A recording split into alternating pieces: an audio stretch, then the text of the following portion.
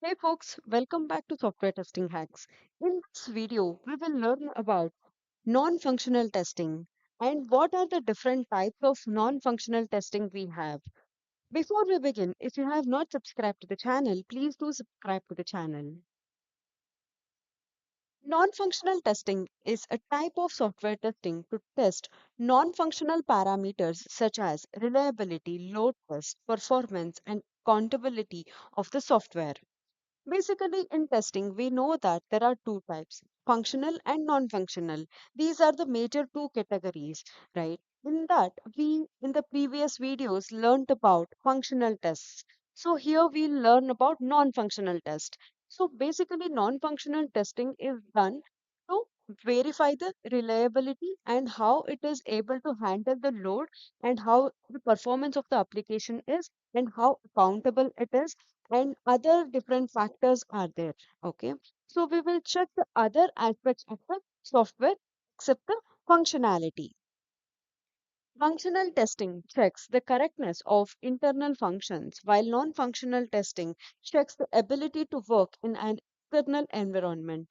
So basically, in functional testing, we verified how the application is working, basically the functionality, how it is, right? In case of non-functional testing, it checks the ability, with the help of the different types of tests like performance testing and then load testing and then the usability testing. So it is the other aspect of the software. Non-functional testing gives detailed knowledge of product behavior and used technologies. It helps in reducing the risk of production and associated costs of the software. So basically, with the help of the non-functional testing, we can reduce the risk of some of the issues that may occur in production. Say suppose for big companies, okay, like Amazon or other companies, right? If anything goes wrong at that moment, it is hard to fix, right? And the cost will be high. In that case, if they have performed other different types of testings like this, it will be worthy for them. Okay, so it will save them from such situation. So there are lot of different types of testing we have. Among them, we have like performance testing, load testing, failover testing, compatibility, usability, stress, maintainability, scalability, volume testing, security testing, disaster recovery testing, compliance testing, portability testing, efficiency testing, reliability testing, baseline testing, endurance testing, documentation testing, recovery testing, internationalization testing, and localization testing. So we have lot of different non-functional testing, but in here we will cover only the major ones, whichever is important. Okay. So there are these many different types of testings are there. Okay. So basically in here it covers the different aspects. Okay. Let's learn about it in the coming slides. First is let's talk about performance testing. Performance testing checks how well software components work. These tests can find issues in software design and performance. Basically, the performance testing is to find the issues if there is any issue with respect to the performance. Basically, the APIs, how can how it can handle the load, how if in case of e-commerce application lot of other users also will be using the same application at the same time, so how well it is responding, all this will be tested as part of the performance testing. this is a this is typically done by measuring the response time, how it is responding. Basically we will measure the response time, identifying the bottleneck, okay, what is the cause of the issues, and locating failure points where it is failing. Performance testing ensures several elements of software quality. They validate that it's fast, scalable, stable, and reliable. All these aspects will be ensured with the help of the performance testing. There are different types of performance testing as well. We will talk about it. And here, basically, we will check the response time. You have to remember the response time, how it is responding. And we will identify if there are any bottlenecks involved or any bottlenecks we have, and we will locate the failure points and then we have to fix it. Okay. For example, the tool which is used for performance testing is Apache JMeter. Okay. Let's talk about load testing. It is also a type of performance testing. Load testing checks how the software behaves under both normal and peak conditions. This is done to determine how much work or workload the software can handle before performance is negatively affected. Okay. Um, what happens is, in case there are lakhs of users using the application, at that time it is difficult for an application to handle. Okay, right? So, but we have to ensure that the performance is better for all of them. Okay, if it is working fine for one and another facing an issue, is again it is a bad impact on the application and also it will affect the business. Okay. You can perform load tests by running multiple applications simultaneously, subjecting a server to high amount of traffic or downloading a large quantity of files. Okay, basically what they'll do is they'll put a load of normal. First is normal, like average load will be put on the application and check how the performance is. Okay, and also they will put peak at certain moment or certain times the users will be too many users will be using the application and how it behaves when there is a lot of load put on it. Okay, so so here we are subjecting the server to high amount of traffic. Okay, and then we will make sure the performance of the application. Load tests are used to ensure fast and scalable software. Basically, with the help of it, we can identify what are the issues associated and fix them. Okay, and then how the server is responding. All this we will check as part of the load testing. And next is stress testing. This is also a type of performance testing. Stress testing checks how the software behaves under abnormal condition. This determines the limit at which the software will break. Okay, stress is somewhere a load will be a very huge amount of traffic will be sent to the application to check how it is performing. Okay, and at what time it will break. That will be tested as part of this stress testing. Important to find out what happens when the system is under stress. Does the right error message display? Does the system fail? How will it recover? So all this will be tested as part of stress testing. Stress tests helps tester to analyze what happens when system fail. This ensures that the software is recoverable, stable, and reliable. Okay. So with the help of stress testing, we can make sure that when there is a huge load put, very huge, very abnormal load is put on the application, how it is behaving and at what point it will break. And once it breaks, is it able to recover? Okay, all this will be tested as part of the stress testing. Volume testing. Volume testing serves to verify what happens to system performance when huge volume of data is added to the database. This is done to identify what problems may occur with increasing volumes of data. It's also known as flood testing. Basically, here a huge volume of data will be added to the database. Okay, and how the behavior will be tested when there is an increase in volumes of data, how the behavior, how it is able to handle will be verified. Basically, it is also called as flood testing. You can use volume tests to check if there are any data loss, warning or error message, or data storage issue when massive amounts of data are added to the product. Okay. Volume tests verify that the system respond as expected to certain volumes of data. This is important for ensuring the performance and the stability. Basically, this is also a type of performance testing where we'll be putting a huge volume of data inserted, and how it is able to handle, till what amount of data it can manage or handle, and after what it throws an error message. All this will be tested as part of the volume testing. Next is security testing. Security testing checks software to find flaws or vulnerabilities that may compromise data. So, security is very important considering the applications like banking applications. Okay. Um, in such cases, security is very important. Okay.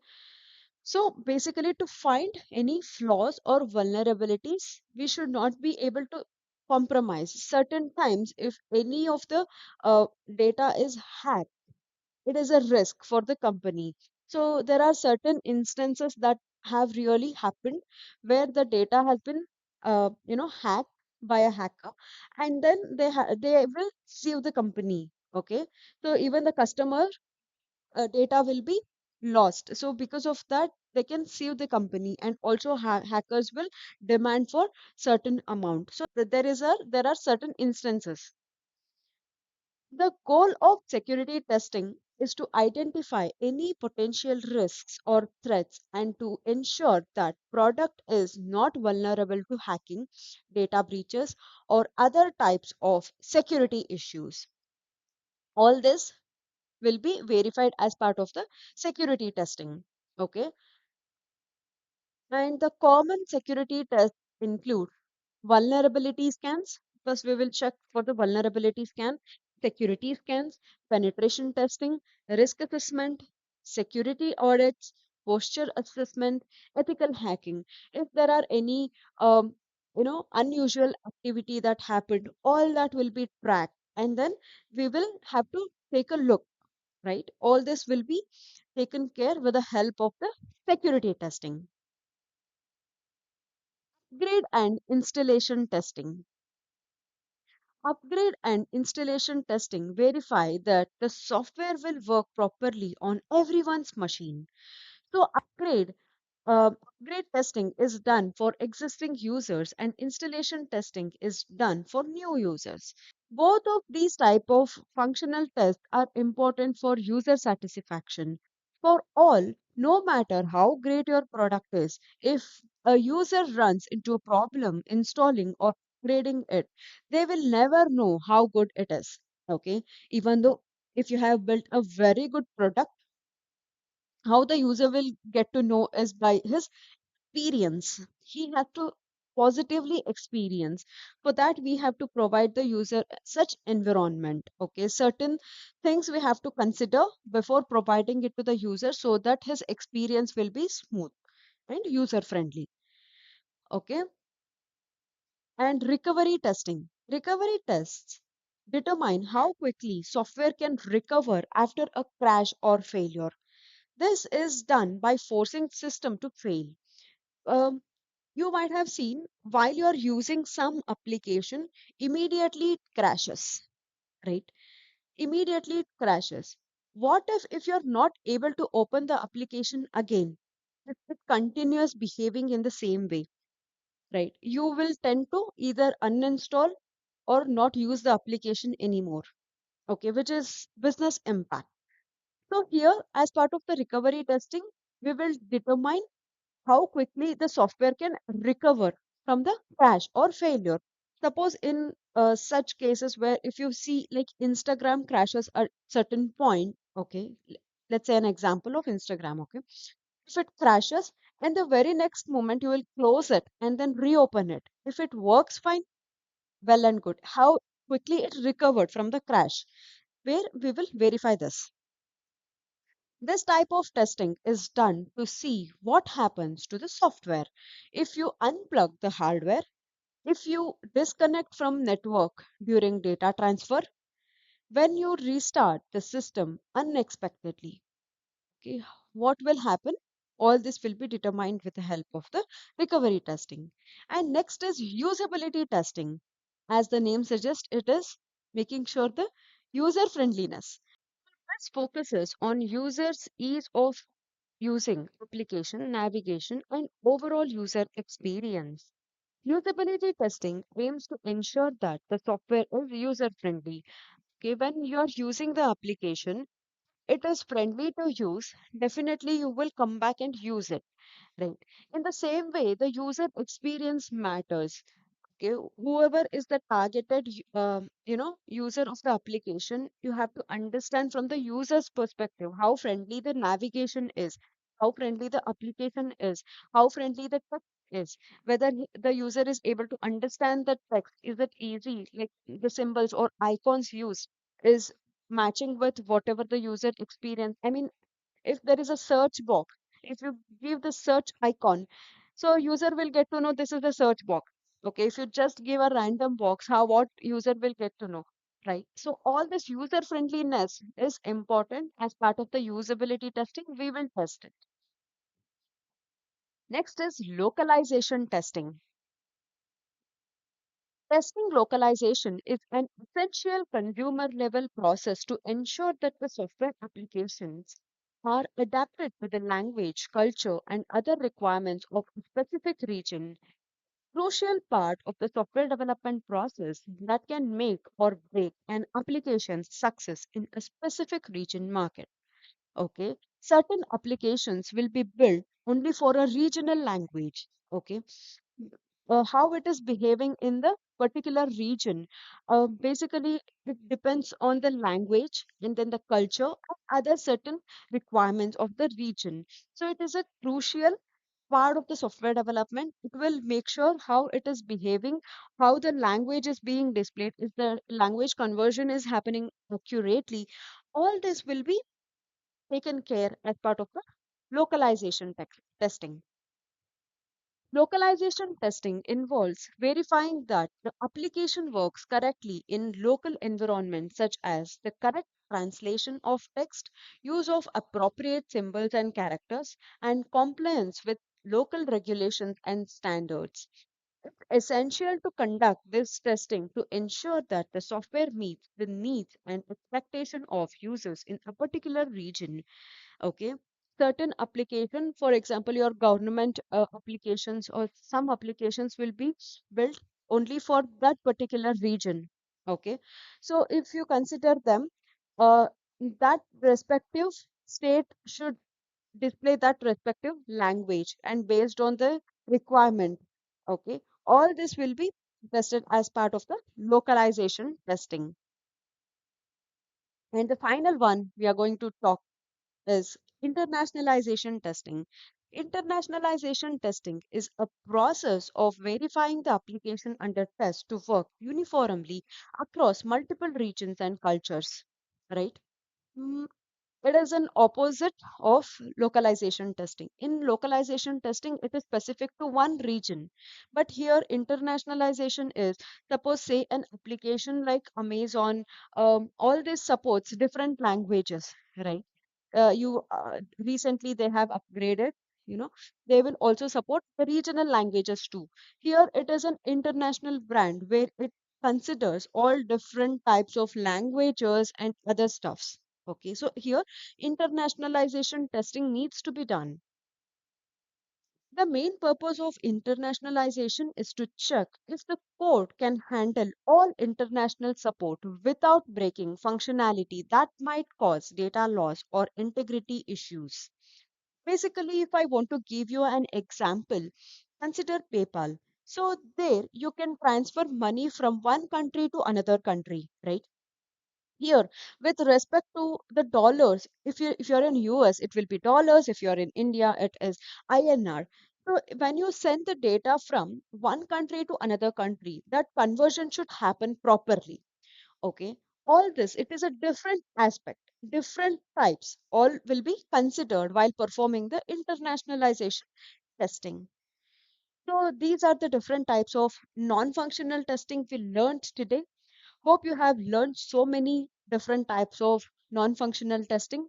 If you have liked this video, please do like it, share it, and don't forget to subscribe to the channel.